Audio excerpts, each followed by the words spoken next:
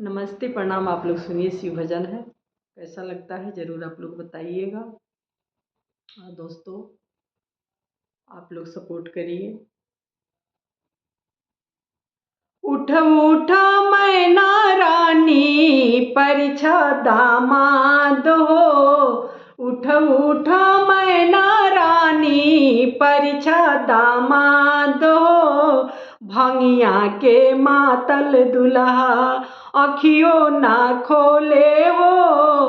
भंगिया के मातल दुल्हा अखियों ना खोले हो।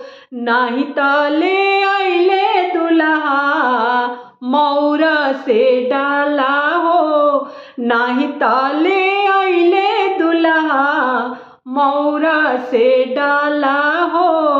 भूतबाए ताल लेके आइले बाराती हो। भूतबाए ताल लेके आइले बाराती हो। भूतबाए ताल लेके। उठ उठ मैना रानी परीक्षा दामाद हो।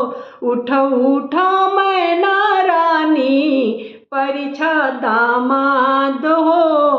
भंगिया के मातल दुल्हा भंगिया के मातल दुल्हा अखियों ना खोलस हो। भंगिया के मातल दुल्हा अखियों ना खोलस हो।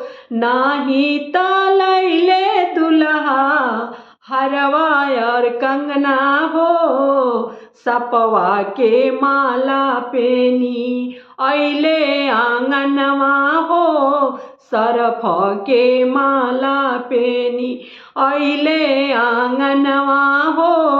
उठ उठ मैना रानी परीक्षा दामाद हो।